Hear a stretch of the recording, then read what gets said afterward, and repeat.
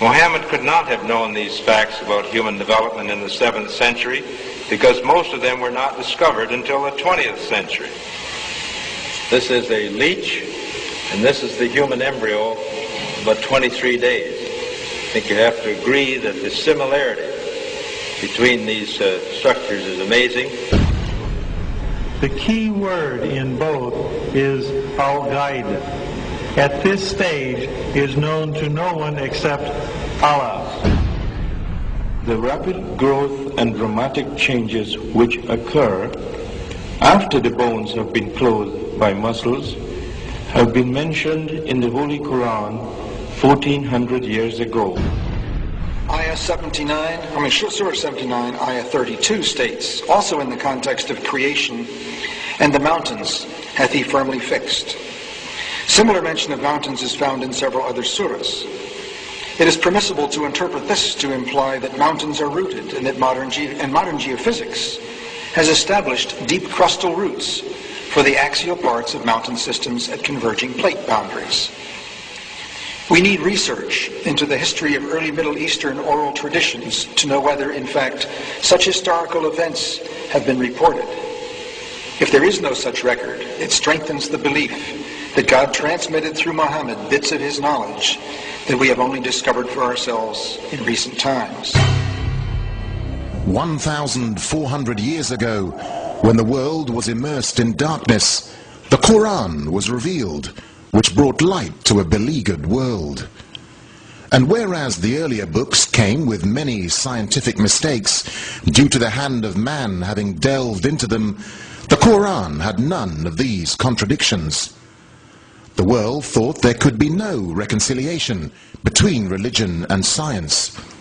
But the Qur'an mentioned many scientific facts in great detail, like how a human being developed in the mother's womb, and described other scientific facts which amaze the world's renowned scientists and scientific community. Such was the impact of these revelations that the first Islamic medical conference was held at the Arab League building, Cairo, Egypt, on the 26th of September, 1985.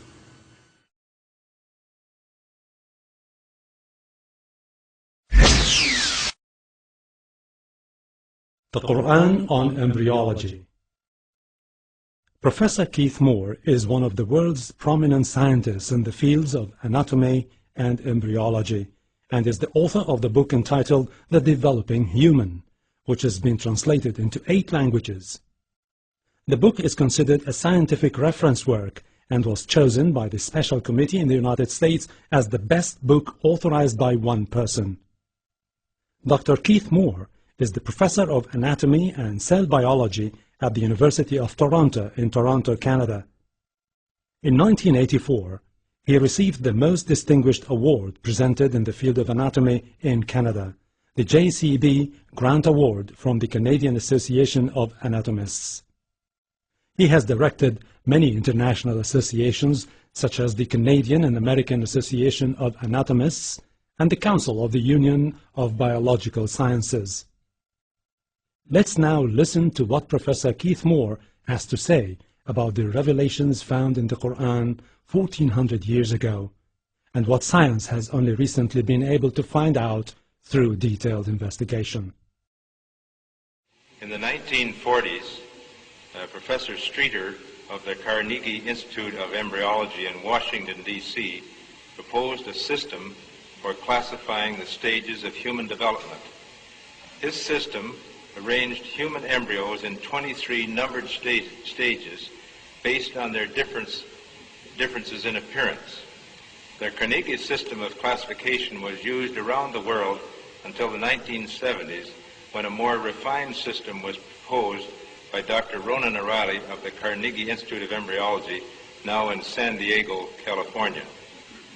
Intensive studies of the Qur'an and Hadith in the last 4 years have revealed a system for classifying human embryos that is amazing, since it was recorded in the 7th century A.D. Although Aristotle, the founder of the science of embryology, realized that chick embryos developed in stages from his studies of hen's eggs in the 4th century B.C., he did not give any details about these stages. As far as it is known from the history of embryology, little was known about the staging and classification of human embryos until the 20th century.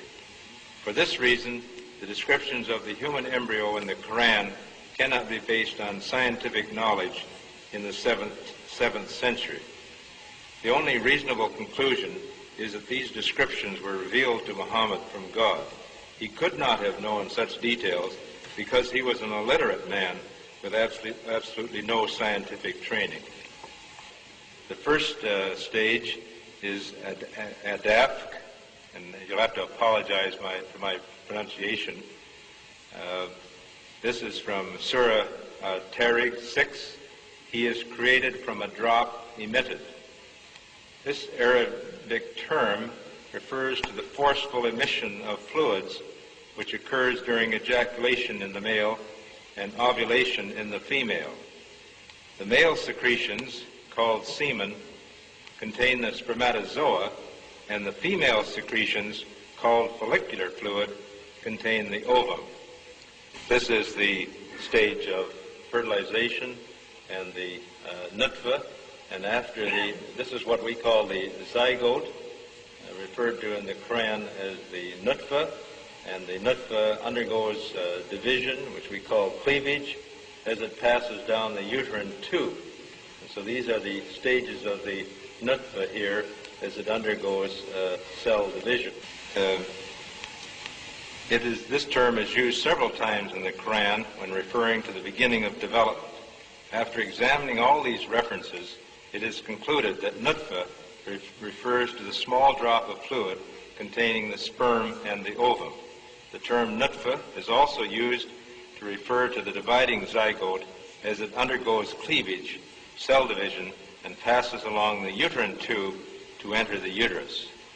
This surah says, "Then he made his progeny from a quintessence of the nature of fluid despised." Sulala is an Arabic term, refers to the gentle extraction of the germ or sex cells from the millions that are produced. There are 300 to 500 million sperms in the ejaculate of a healthy young male. Only one of these is extracted from the semen to fertilize the ovum. This shows a photograph of the millions of sperm when they are ejaculated, and only one of these several million sperms is drawn out, which is what is suggested by the word sulala. The same in the case of the ovary.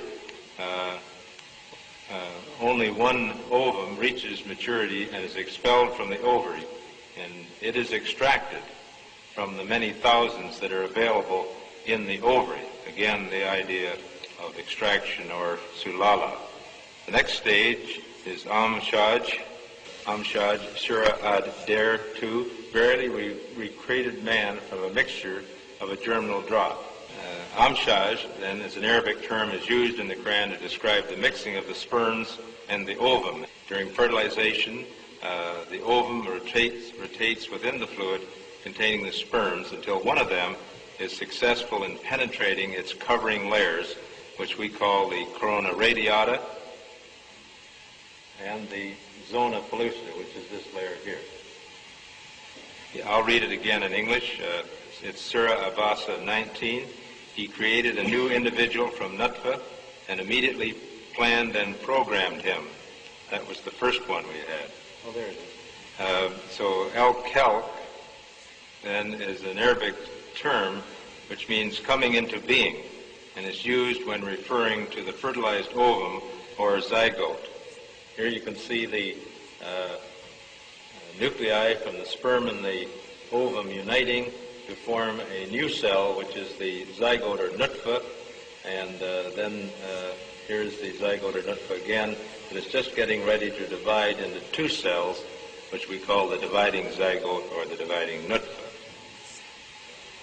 The next stage, al-Takdir, which is the same verse that was just repeated. This Arabic term means the determination of characters, and appears to refer to the fact that from the beginning the zygote or nutfa contains genetic factors in the chromosome. Contains contain the genes which determine the color of the future person's eyes, hair, and skin, and all its other characteristics, such as the appearance of the face